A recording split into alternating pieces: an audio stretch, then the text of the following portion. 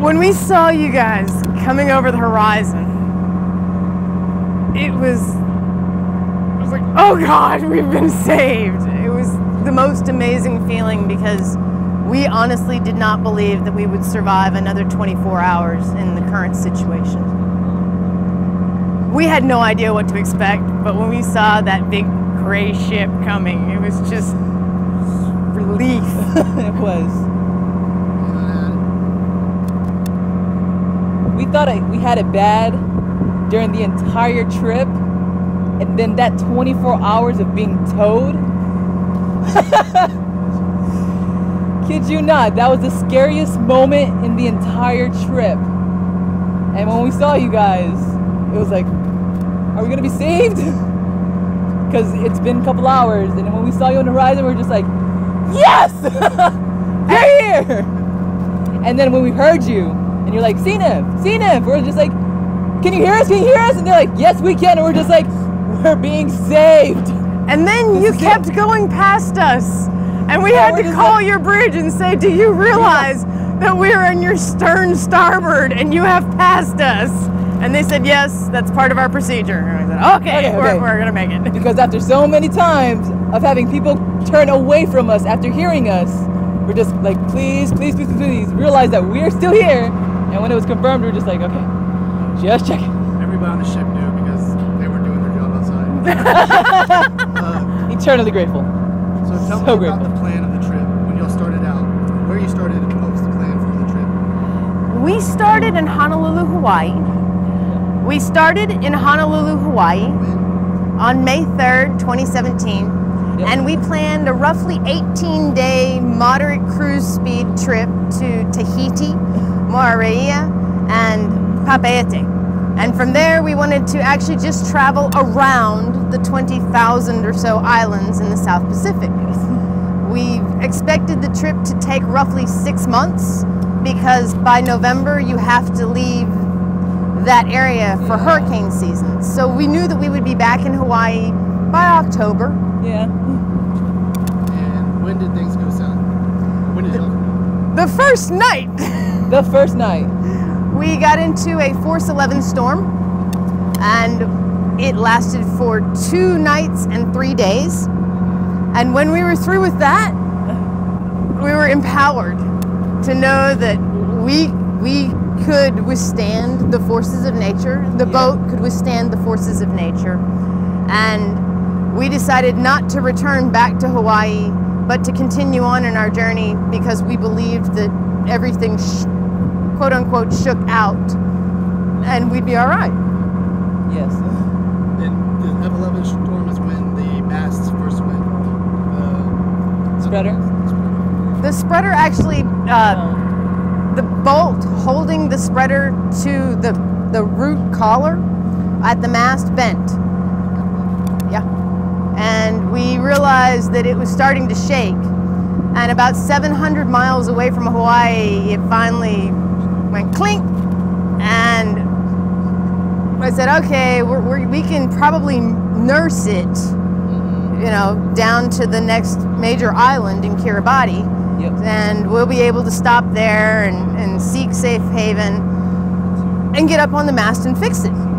But when we got to Kiribati, the boat was too big to get into their lagoon. So we decided to continue to travel south. We were more than 600 miles off course at this point. So we decided to go to the Cooks. And upon entering that area, we found ourselves in a 10-knot current going west with only the ability to sail at 4 knots going east. So we were traveling backwards, and we knew that most of those islands in the upper chain are small atolls, reefs. But we decided to turn around and go back north, whereupon we got into a white squall.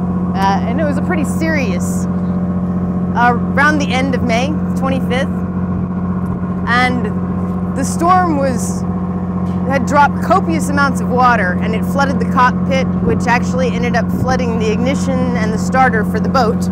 So we no longer had that ability to start the motor.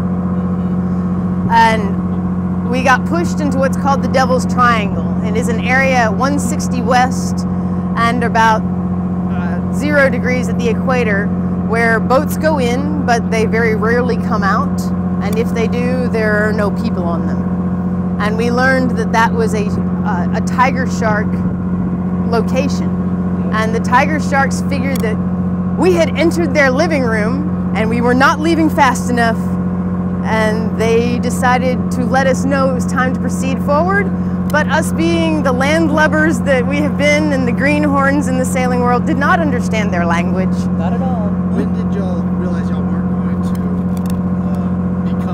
going to Tahiti? When was that realization? The 10-knot current. Before we turned. Before we turned around to come back north. Yeah. Yeah, May. Yeah, still in May. When I went all night pointing east and going west, and she was like, we're not going the right direction. And it wasn't until her shift, when she was during the day, and she was like, we've been pointing east this entire day going west. And I was like, thank you, because I thought I was going crazy. And how did y'all survive? Like, obviously I'm not surprised. Tell us about that. We had 2 water makers, and the first one failed. And we put the second one in, and then ended up cobbling pieces from the first one to make the second one work. And we had been told by people who had sailed this route before that you could run into some serious problems, and if we thought we only needed a month of food to pack 3, and we figured we might need 3 months of food, so we packed at least 6. I thought if we judiciously spared our supplies would last a year, and we've used 90% of them in 6 months. Yep. And what was that food? We had dry goods. Yes. We found that cans don't work. So beef jerky, oatmeal, rice, pasta, dried fruits, nuts, pretty much a vegan and vegetarian diet is what we survived on. Yes. We did run out of dog food, and the dogs turned out to really like human food. A lot. No humans. I think the sharks. What has been, I mean, obviously you were so happy when you saw us and you knew you weren't going to be stranded. What was your emotions going through you when you stepped foot on a ship? I saw y'all come off. Y'all gave each other a hug as soon as y'all took the life jackets off. Tell me what those emotions were when you were going through. How do you describe the color blue to a blind man? I mean, how could you describe it to people who really, really want to know? It's relief and elation and joy. and utter sadness, because that was our life. That was home. She built that for the last 2.5 years. It was a reefed boat, and she made. Oh, my hair in your mouth. What are you eating on me? Everything.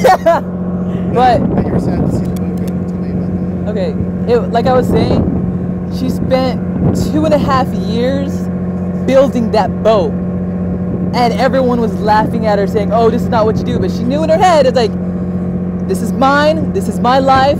People told me throughout my entire life I couldn't do anything. Here I am. Like, she couldn't, like, Nah. okay. Don't go there. She took something that was broken and made it whole. It saved our lives multiple times throughout this whole entire trip. And the utter despair of having to leave her. So yeah, we were really relieved that you guys were here, but Nymphy was our baby.